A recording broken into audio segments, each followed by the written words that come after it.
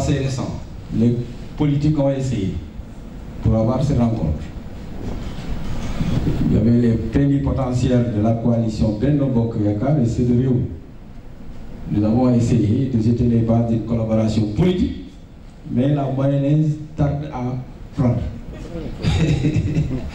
Et je pense qu'aujourd'hui, cette rencontre, cette retrouvaille entre APR et Rewmi va accélérer les choses.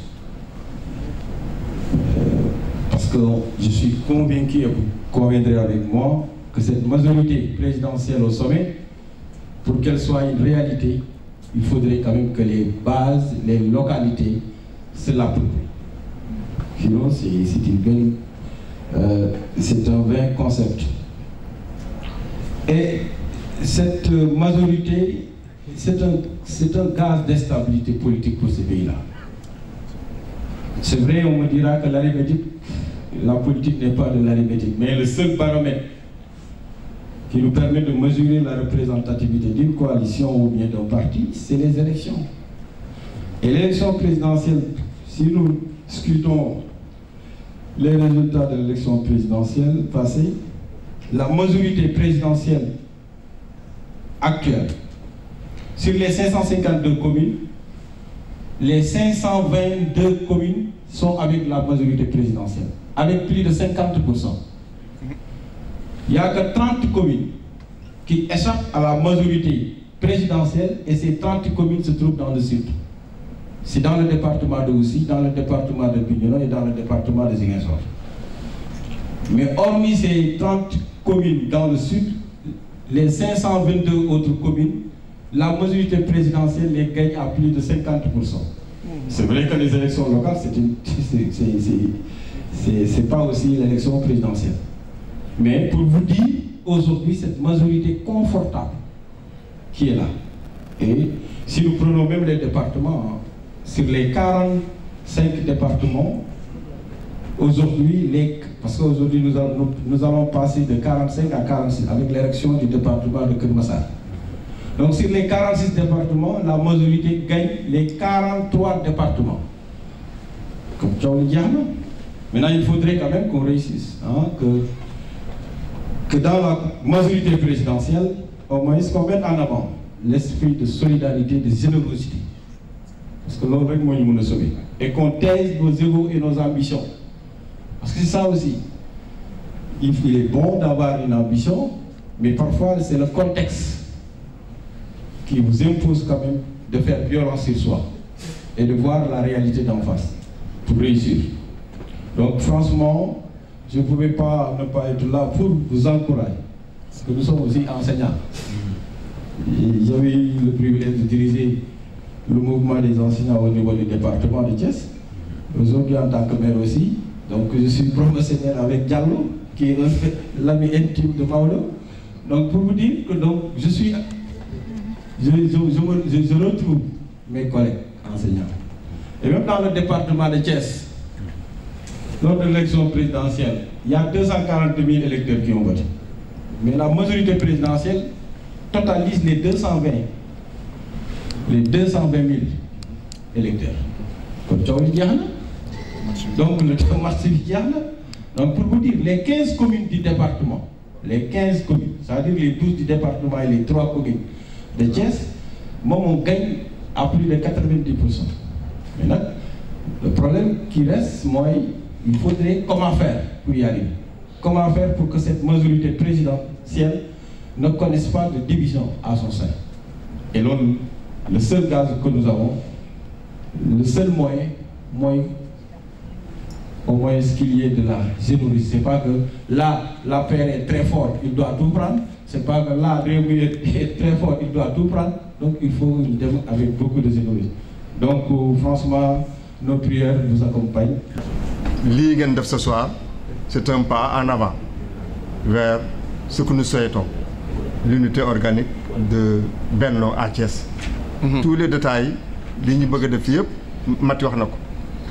projets, nous pouvons gagner ouverture, nous gagner largement la ville. Vous êtes des enseignants par fonction, mais vous êtes des éducateurs par mission. Votre fonction, c'est l'enseignement. Mais votre mission, c'est l'éducation. Donc, vous ne pouvez pas vous partager entre politique et enseignant aussi. Parce que Gramsci donne un intellectuel italien, que le rôle de l'intellectuel, intellectuel organique, organique, qui organise, qui est en lien avec le peuple. Politicien, parce que nous tout le politicien. Mais l'homme politique organise le collectif. Le rôle du politique, c'est d'organiser le collectif. Nous faisons un groupe, nous faisons une cité, nous faisons une nation, État. Mais le politique, c'est la République. Donc, quel monde fait politicien? Avancer, demander, ce soir, je suis rassuré. Il y a un mouchak nam. Il y a un mouchak nam. Dem si auto jafar la dugg. Dem jaale ji pour. Le doyen Mamadou Ndiaye. Magu papa yi Thierno Ndiaye. Papa yi Malick Ndiaye. Finalement dugg si auto mu toog nii ma toog nii mu jafara. Donc cette proximité déjà. Kooku lu rafet la. Loolu ñun on est déjà vraiment engagé. Si derrière vous. Mënut na nekk seen kanam de. Les batailles de 2024, c'est vous. Dans la toujours sur la coalition, les forces réunies, mais il avait des cadres. Nous avons des militants dans les bureaux de vote. Mais j'ai appris, j'ai compris que réunion, nous avons des enseignants formés dans tous les bureaux de votre département. Des cadres.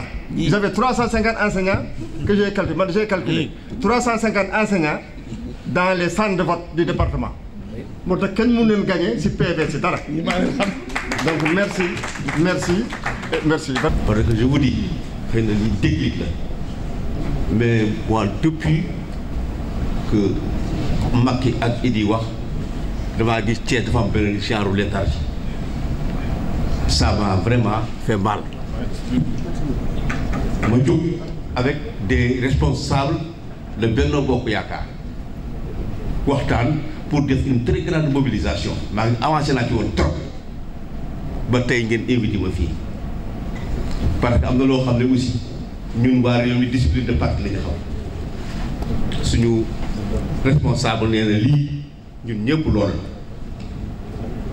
Même si nous avons la discipline de parti.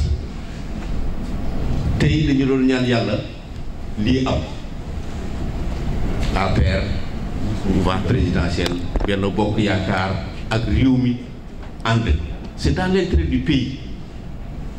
Ndax Idi su ko Macky tàllalee loxo bu dem wuy ju ko du question ambition personnelle ou dafa réew mi la gëm Macky gëm réew mi ñu ànd pour liggéey réew. Kon ñun ñi nga xam ne ñooy base bi ñun dañuy war a soutenir wane nous sommes à 100% avec eux. Mais ñoom ñoo ñu jiir fi mu ne dañu ñoo raw lu bari Thiès. Président ñoom les responsables raw nañ ñu lu bari ndax Thiès boobu ba tey dafa ne tekk c'est pas normal. C'est pas normal. Tey ñoom ba ñu déclenché rek ñun une semaine 1 mois waroon na Thiès waroon na wane boppam yàlla moo ko def moo ñu boole. Xëy na ku ne amoon nga obédience boo toppoon mais tey yàlla boole lépp. Kon man ce que je peux vous dire c'est de vous dire merci ndax déclic bii ngeen def. Tey lii dana woon waa Thiès yëpp ne li Idi ak Macky def tout Thiès est derrière eux. Ñu ngi leen soutenir di wax ne lu ñu taal fu ñu taalal teg seen loxo ñu teg fa suñu loxo fu ñu teg seen tànk ñu teg fa suñu tànk. Te bientôt on va organiser une très grande mobilisation à Thiès pour wane ne nit ñi nous sommes d'accord ci ñoom li ñu def.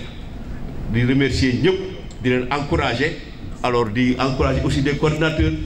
Di proposer léegi bu leen ci jóg def leen ko le doyen Birame Ndiaye wan na leen léegi exemple bi réew bi pourquoi muy gagner partout te kenn mënuñu lubat parce que y a des enseignants dans les bureaux de vote suñu bureau de vote yëpp y a des enseignants réew bi rek ñoo ci nekk kooku nag chance la quand même ci ñun di remercier aussi di féliciter les enseignants de réew mi parce que tey li Birame Ndiaye wax dafa di loo xam ne encouragé na parti yëpp. Tey parti bu ne su sañoon tey aussi am ay enseignants yu nekk ci dans les bureaux de vote di remercier ñëpp di leen souhaiter vraiment lii que mu pérenniser ko kii comme madame la coordinatrice li mu wax léegi buñ ci bàyyi kenn képp ku bokk benn bokk yaakaar dem leen solliciter ko mu ñëw bokk ci ngeen liggéey bi parce que du question APR du question réew mi mouvement présidentiel la képp ku ci bokk nañu fexe nga ñëw liggéey ci di leen remercier di leen encourager merci beaucoup.